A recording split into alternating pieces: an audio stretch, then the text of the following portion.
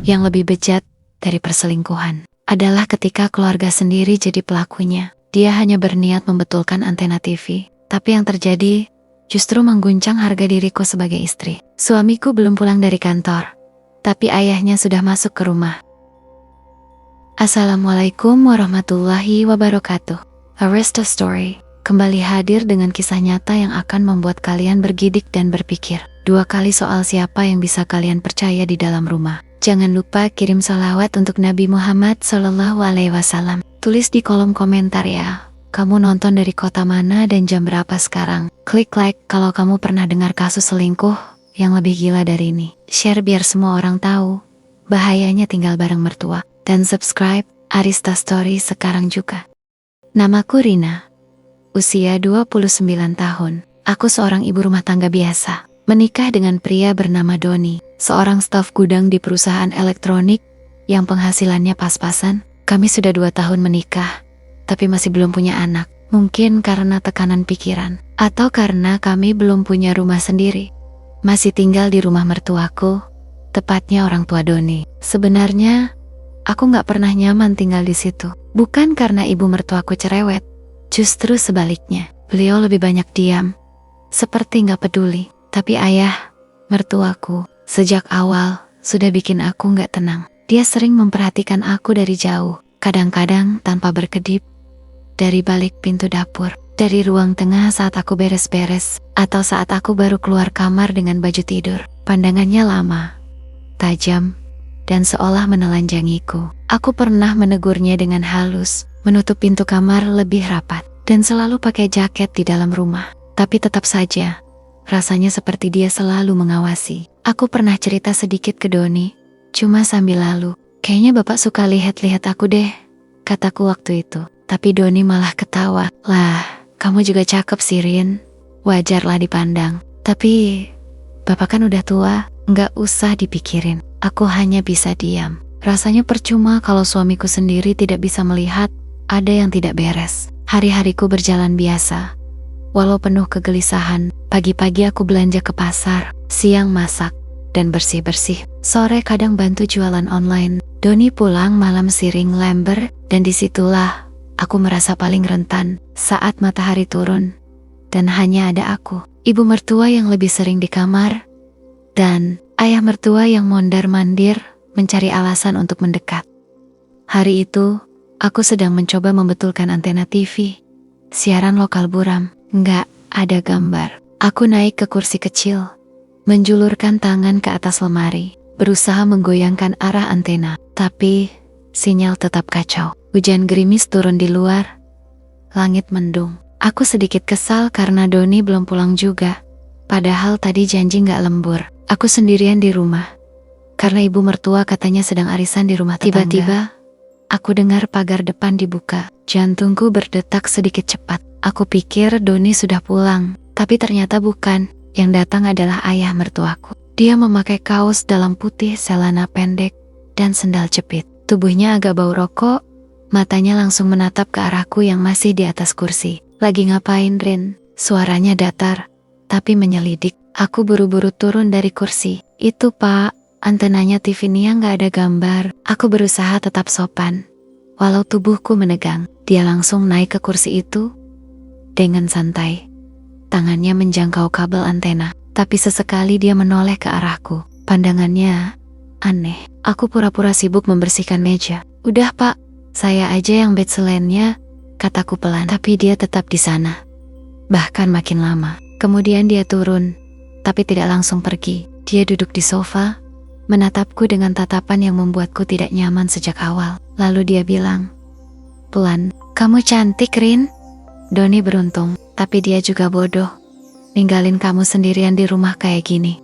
Aku terdiam. Suasana jadi tegang. Dan aku tahu, ini baru awal dari sesuatu yang jauh lebih mengerikan. Setelah ucapan itu keluar dari mulut ayah mertuaku, ruangan terasa seperti membeku. Nafasku sesak, dan aku menunduk, berusaha tidak terpancing emosi. Aku hanya menjawab pendek, Pak, saya anggap Bapak sebagai orang tua saya sendiri. Mohon jaga omongan. Tapi dia hanya tertawa kecil, sinis. Justru karena Bapak sayang, Bapak nggak tahan lihat kamu sendirian terus di rumah, melayani diri sendiri.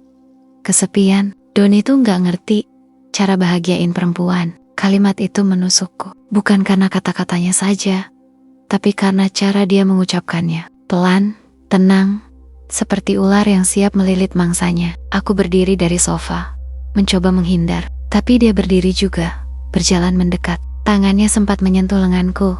Dan saat itu juga, aku mundur. Spontan. "Pak, tolong jaga jarak," ucapku tegas. Wajahnya berubah sedikit marah, tapi dia tetap tersenyum. "Kamu pikir Bapak nggak tahu? Kamu juga kesepian, Rin. Lihat mata kamu, lihat sikap kamu. Bapak ngerti kok." Jantungku berdegup makin cepat. Aku segera menuju kamar dan menguncinya dari dalam. Tubuhku gemetar. Aku duduk di lantai, memeluk lutut. Tangisku pecah, bukan hanya karena takut, tapi juga karena kecewa. Kecewa pada keadaan, pada rumah ini, pada Doni yang membiarkanku tinggal bersama sosok seperti itu. Malam itu aku tidak bisa tidur.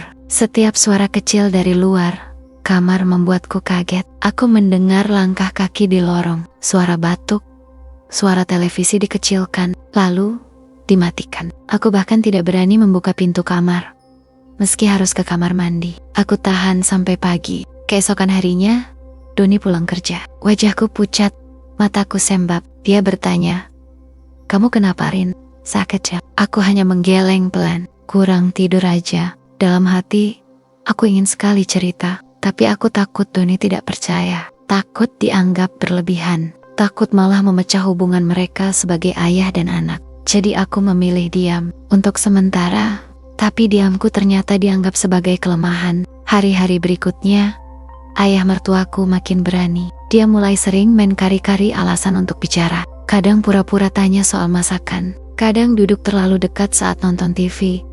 Bahkan pernah sekali, dia berdiri di belakangku waktu aku lagi cuci piring. "Kamu wangi banget, Rin. Pakai sabun apa sih?" Aku ingin menjerit saat itu, tapi aku tahan. Aku memilih menjauh, mencuci piring sambil menahan tangis. Dalam hati aku berdoa, semoga ada jalan keluar. Tapi rupanya, malam berikutnya malah jadi titik balik semuanya. Hari itu, hujan deras. Doni kembali lembur. Aku di rumah sendirian, seperti biasa. Tiba-tiba listrik padam. Aku mengambil senter kecil dari laci dapur. Saat sedang menyalakan lilin, terdengar suara ketukan pelan di pintu belakang. Aku mendekat dengan hati-hati dan melihat ayah mertuaku berdiri di luar. Tubuhnya basah kuyup. "Kunci pintunya, Rin. Bapak ketinggalan kunci rumah," katanya sambil tersenyum aneh. Aku ragu, tapi aku tetap membukakan pintu. Dia masuk, menepuk-nepuk bajunya yang basah. "Dingin banget ya, bisa minta handuk?" Aku mengambilkan handuk dan menyerahkannya dari jauh. Tapi dia malah mendekat. Wajahnya mendadak berubah serius. "Rin, boleh nggak Bapak peluk sebentar aja? Nggak usah bilang siapa-siapa. Bapak capek, butuh pelukan." Aku tak tahu harus bagaimana. Dan saat dia mencoba menyentuhku lagi, aku langsung mendorong tubuhnya dengan sekuat tenaga. Lalu berlari masuk ke kamar, mengunci diri, dan menelepon seseorang. Seseorang yang akhirnya membuka mataku bahwa ini bukan lagi soal rasa malu, tapi soal keselamatan. Telepon malam itu aku tujukan ke satu-satunya orang yang aku percaya dan tahu bisa menjaga rahasia kakakku sendiri.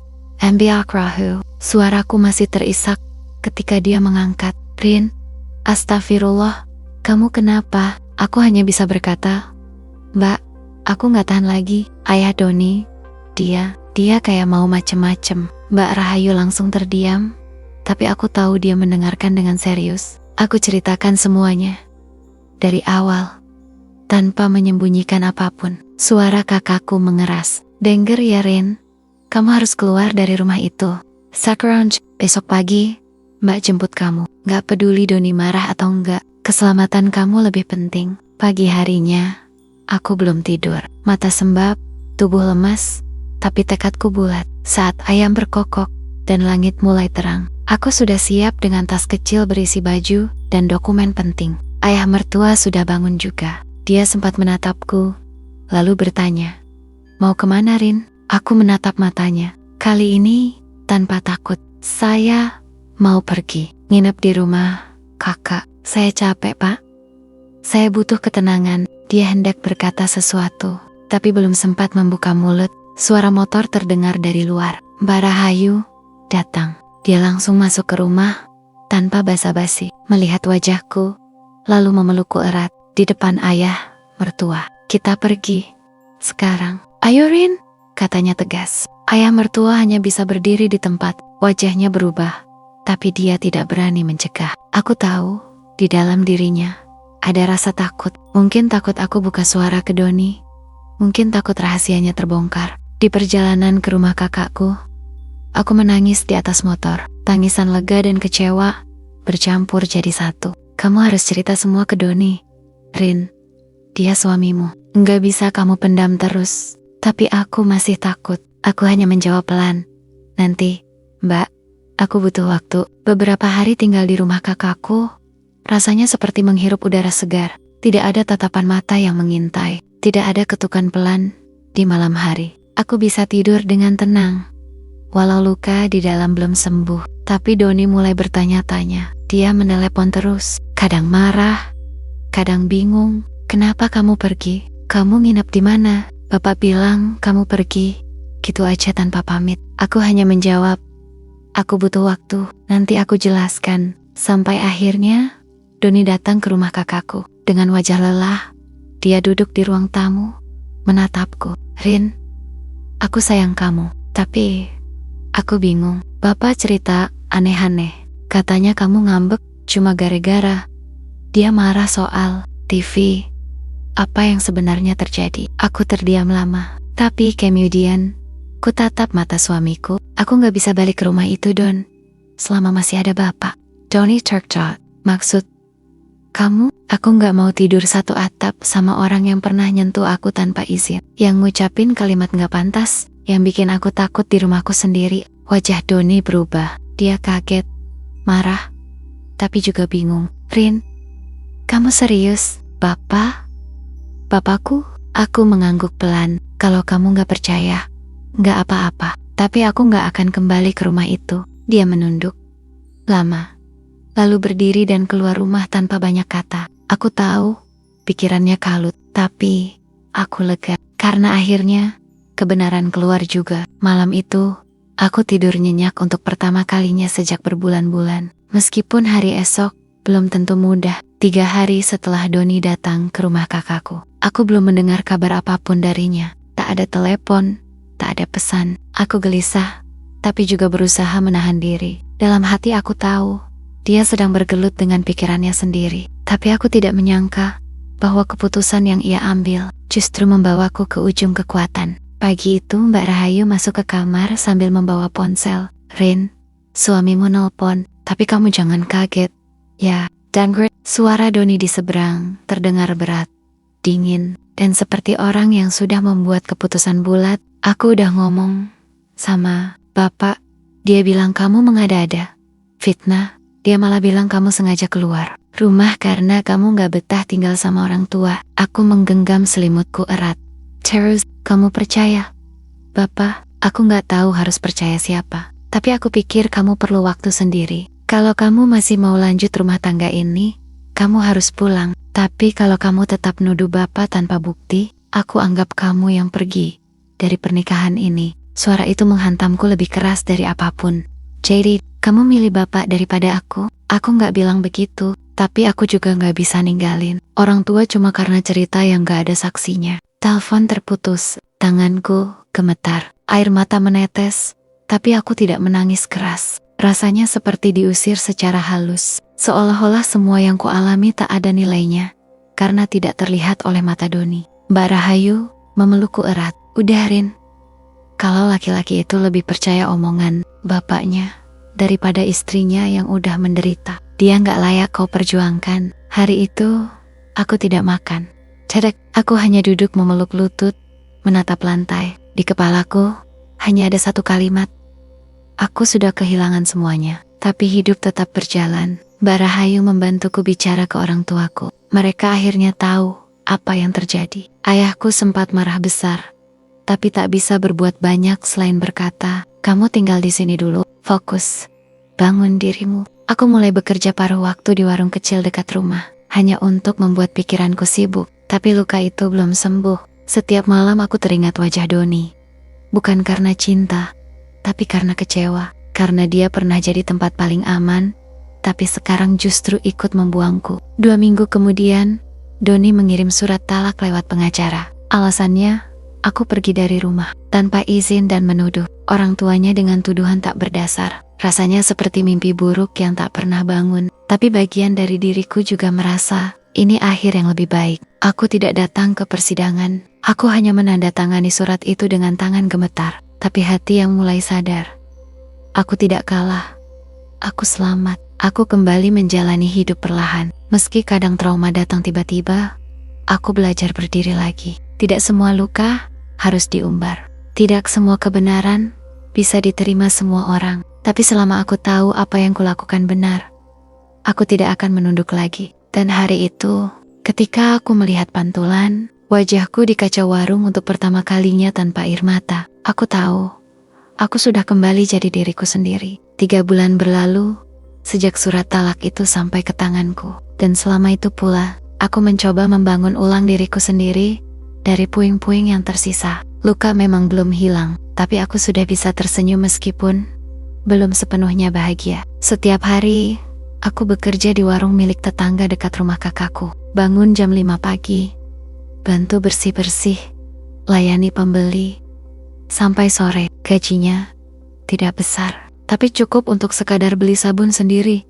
tanpa minta ke siapa-siapa. Dan itu membuatku merasa lebih hidup. Yang tidak kusangka, di balik kesibukan itu, ternyata ada mata yang memperhatikanku dalam diam. Namanya Jeffrey. Seorang duda muda yang baru pindah ke gang sebelah. Wajahnya tenang, tutur katanya sopan, dan tidak pernah melihatku seperti aku ini, perempuan yang bisa diremehkan. Awalnya aku biasa saja, tapi perlahan, setiap kehadirannya membawa semacam ketenangan yang sulit dijelaskan. Dia sering mampir ke warung untuk beli kopi atau rokok, tapi lebih dari itu, dia sering menyelipkan kota-kota yang membuatku merasa dihargai sebagai manusia. Kapek, Ja, Mbak Rina. Tapi saya lihat, mata Mbak kuat banget. Gak semua orang bisa punya mata kayak gitu.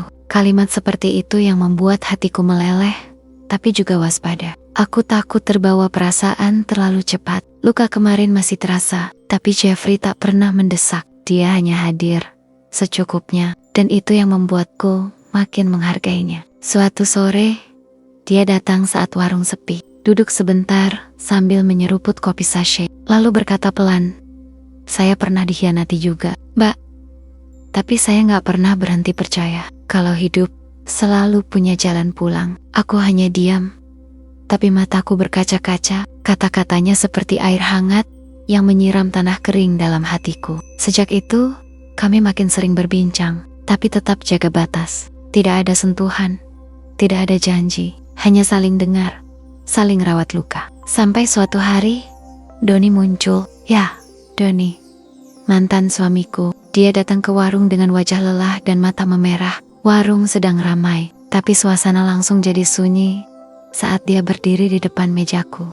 "Ren, boleh ngomong sebentar?" Aku tidak menjawab, hanya menatapnya. Pembeli lain mulai berbisik-bisik, tapi aku tetap tenang. "Aku salah, aku tahu sekarang. Bapak, dia minta maaf. Dia minta maaf. Katanya dia hilaf. Aku minta kamu balik, Rin. Kasih aku satu kesempatan lagi. Kita mulai dari awal. Aku siap tinggal terpisah dari Bapak. Aku siap tebus semuanya." Aku masih diam, bukan karena tidak bisa bicara, tapi karena aku tahu ini momen yang akan menentukan sisa hidupku. Jeffrey, yang ada di pojok warung, hanya menunduk, tidak ikut campur. Dia tahu, ini bukan tentang siapa yang menang, tapi tentang siapa yang bisa menyembuhkan. Dan untuk pertama kalinya, aku tidak merasa terikat dengan masa lalu. Aku menatap Doni dengan mata yang dulu penuh rindu, tapi kini penuh kejelasan. "Maaf Don, aku udah selamat dari neraka. Aku gak mau masuk lagi, meski kamu janji surga." Doni terdiam, tangannya mengepal, tapi dia tidak berkata apa-apa. Lalu perlahan, dia melangkah pergi, tidak menoleh.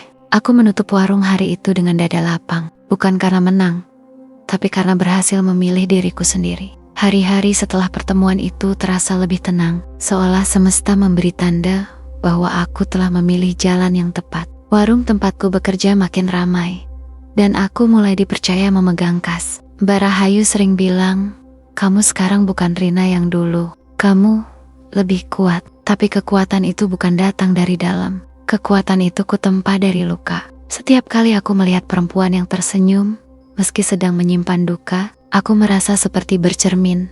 Dan dari situ aku tahu, aku tidak sendirian. Hubunganku dengan Jeffrey tetap hangat, tapi tak buru-buru. Kami mulai saling mengenal lebih dalam. Suatu sore, dia mengajakku ke taman kecil dekat masjid untuk sekadar ngobrol sambil makan cilok.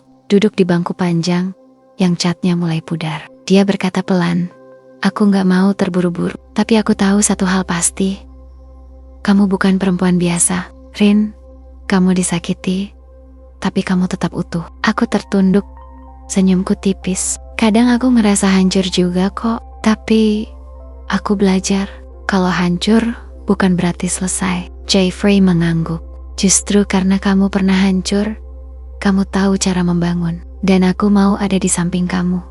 Tapi bukan buat menyelamatkan, cuma mau nemenin." Itu bukan kalimat manis yang biasa diucap lelaki penggoda. Itu kalimat dari orang yang tahu apa artinya kehilangan. Dan aku percaya, mungkin Tuhan memang sedang mempertemukan dua jiwa yang sedang belajar berdiri. Beberapa minggu setelah itu, aku mulai memberanikan diri ikut pengajian ibu-ibu di kampung. Awalnya canggung, tapi lama-lama aku merasa diterima. Mereka tidak menghakimi statusku sebagai janda. Mereka malah mendukungku. Salah satu dari mereka, Bu Rini, pernah berkata, "Kadang Allah angkat kita dari tempat hina untuk letakkan kita di tempat yang lebih mulia. Tapi prosesnya memang sakit." Kalimat itu aku simpan dalam-dalam. Karena rasanya seperti sedang ditarik dari jurang gelap. Sakit, tapi selamat. Suatu hari, aku menerima surat dari pengacara. Isinya pemberitahuan bahwa ayah Doni sedang menjalani pemeriksaan atas kasus pelecehan terhadap seorang perempuan di lingkungan tempat tinggalnya yang baru. Jadi, bukan hanya aku. Aku diam lama membaca surat itu. Tanganku dingin. Tapi kali ini bukan karena takut, melainkan karena marah. Marah karena dulu aku diam. Marah karena dulu aku takut bicara. Tapi juga karena ternyata aku bukan satu-satunya korban. Hari itu, aku tulis sesuatu di buku catatanku. Sebuah kalimat yang lahir dari luka, tapi menjadi mantra penyembuh. Perempuan yang diam bukan berarti kalah, tapi saat dia bersuara, jangan pernah abaikan. Karena bisa jadi dia sedang menyelamatkan banyak jiwa. Dan aku tahu, suara itu akhirnya akan menemukan jalannya sendiri. Hari itu aku pergi ke masjid lebih awal dari biasanya. Bukan untuk ikut pengajian, tapi hanya ingin duduk di serambi, menenangkan hati. Di bawah rindangnya pohon mangga tua di halaman, aku membuka kembali catatanku, membaca ulang kalimat-kalimat yang kutulis sejak awal.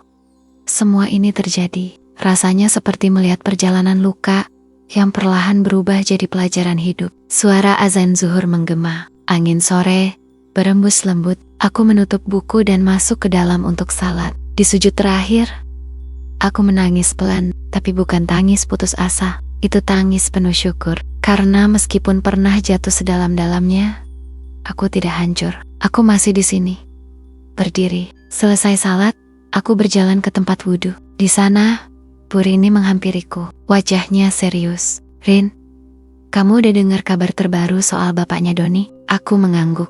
"Sudah, Bu." Dari pengacara. Bu Rini menatapku lama, lalu meletakkan tangannya di bahuku. "Kamu perempuan kuat. Saya tahu banyak yang gak percaya kamu waktu itu. Tapi sekarang orang-orang mulai buka mata." Aku menahan air mata. Bukan karena sedih, tapi karena untuk pertama kalinya ada pengakuan, ada pembelaan. Bukan karena aku berteriak-teriak, tapi karena kebenaran memang tak bisa dikubur selamanya. Sore itu, aku kembali ke rumah dengan langkah ringan. Di jalan, aku melihat anak-anak kecil bermain layangan.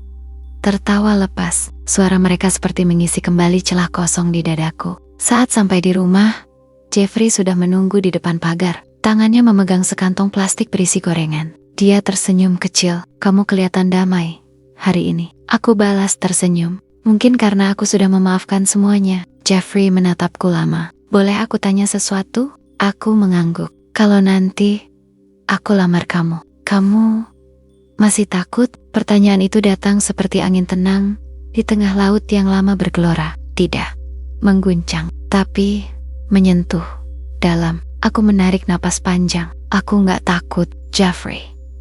Tapi aku juga gak ingin membangun hidup dari puing-puing yang belum selesai. Kalau kamu sabar, aku akan ajak kamu bering-bering nyusunnya. Dari awal, dari nol. Jeffrey mengangguk pelan. Aku di sini, Rin.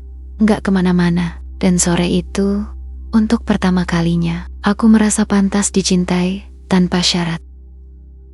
Beberapa hari setelah percakapan itu, aku merasa hidup mulai berjalan lebih ringan. Tidak lagi dibebani ketakutan masa lalu, dan tidak pula diburu harapan masa depan. Semuanya mengalir, seperti air yang tahu kemana harus menuju. Aku dan Jeffrey tidak buru-buru bicara soal lamaran lagi, tapi dia semakin sering hadir dalam keseharianku. Bukan dengan janji-janji, melainkan dengan perbuatan. Ketika aku harus lembur di warung, dia datang diam-diam dan membantuku angkat galon. Ketika aku ke pasar, dia muncul membawa payung di tengah hujan. Hal-hal kecil yang dulu terasa asing, kini mulai jadi hal yang kurindukan. Di sela hari-hari itu, aku mulai mendekat pada komunitas perempuan penyintas kekerasan yang dipandu oleh Bu Rini.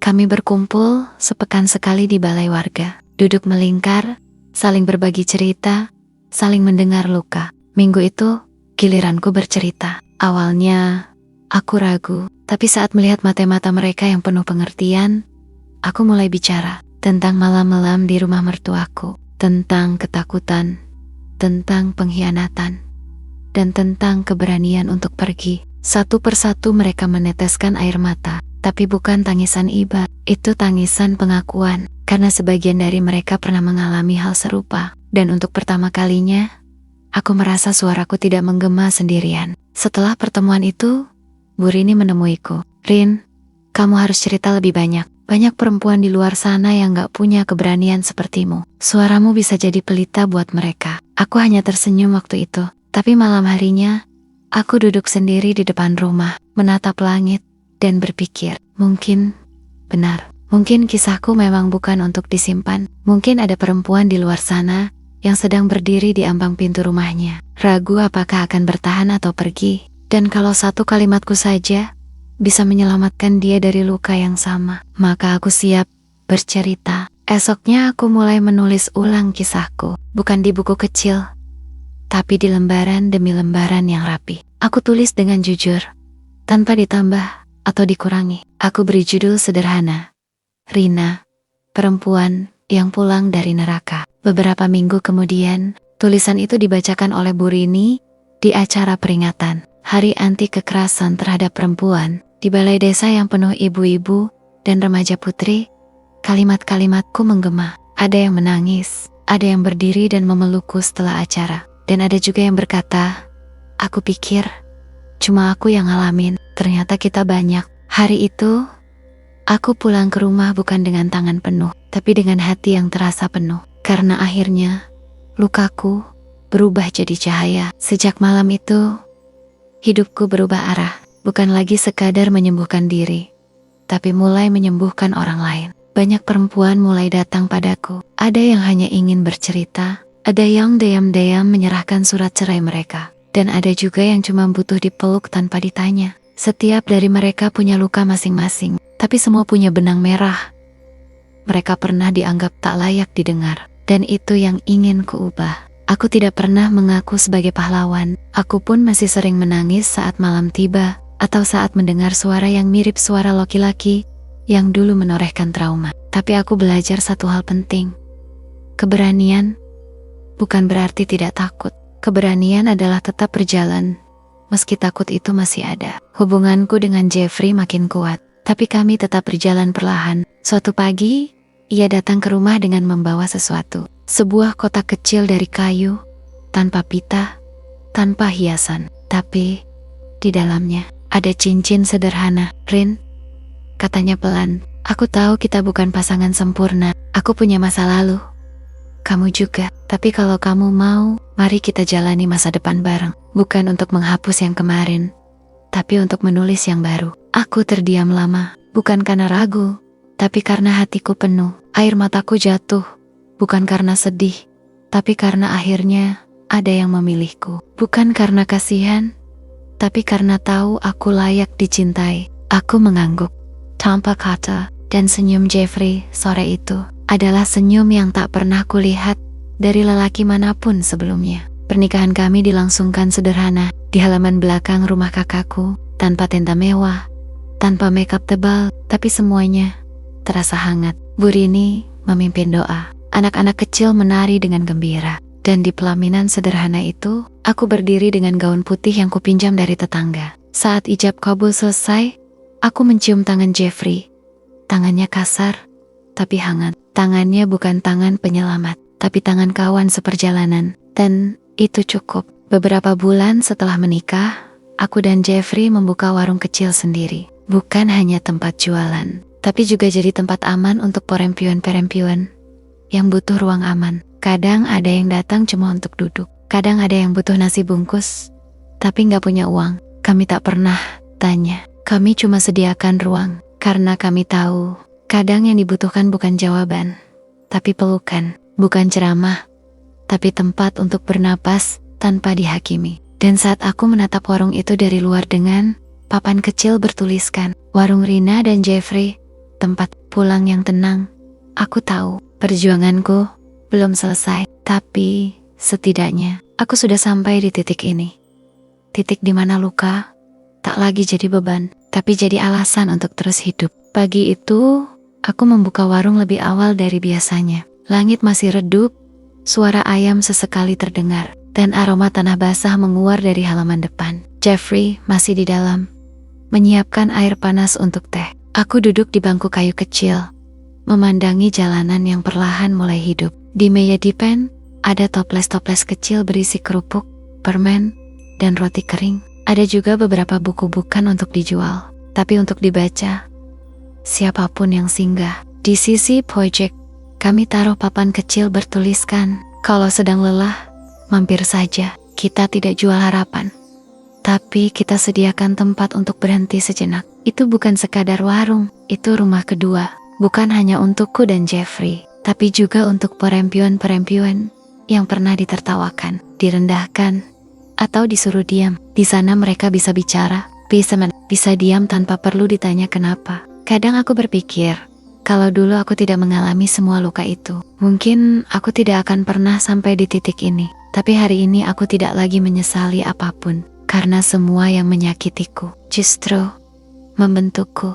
Aku pernah menjadi perempuan yang takut, bahkan untuk melihat bayangan sendiri. Aku pernah menjadi istri yang tak dipercaya. Aku pernah menjadi menantu yang dijadikan pelampiasan nafsu oleh orang yang mestinya melindungi. Tapi sekarang, aku berdiri dengan dua kaki yang kokoh, dan tanganku kini bukan untuk menangkis serangan, tapi untuk merangkul mereka yang masih bertahan di badai yang sama. Setiap orang yang datang ke warung ini, aku sambut dengan senyum, karena aku tahu, kadang senyum kecil bisa menyelamatkan hidup seseorang. Dan aku ingin, saat mereka pulang dari warung ini, mereka tidak hanya kenyang, tapi juga merasa layak. Dan jika kau yang membaca atau mendengar kisah ini sedang berada di posisi yang dulu pernah ku jalani, jangan takut, kamu tidak sendiri. Jika kamu sedang bingung memilih antara bertahan atau pergi, dengarkan hatimu. Bukan karena hati selalu benar, tapi karena dia tahu luka mana yang tak sanggup lagi ditahan. Jika kamu sedang menyalahkan dirimu sendiri atas sesuatu yang bukan salahmu, berhenti. Kamu tidak diciptakan untuk menanggung aib orang lain. Dan jika kamu merasa tidak punya tempat untuk kembali, lihatlah ke arah paling sederhana, paling sunyi. Mungkin di sana ada satu ruang kecil, seperti warungku, yang siap jadi tempatmu untuk pulang dan mulai lagi. Karena perempuan yang pernah jatuh bisa jadi perempuan yang paling kuat saat berdiri. Terima kasih sudah ikut dalam perjalanan ini. Jangan lupa tinggalkan jejakmu di kolom komentar. Dari kota mana kamu nonton, dan jam berapa kamu temukan cerita ini. Tekan tombol like, share ke sahabatmu yang butuh dikuatkan, dan pastikan kamu sudah subscribe channel ini. Sampai jumpa di kisah selanjutnya. Ini adalah Arista Story tempat di mana air mata perempuan tidak pernah sia-sia.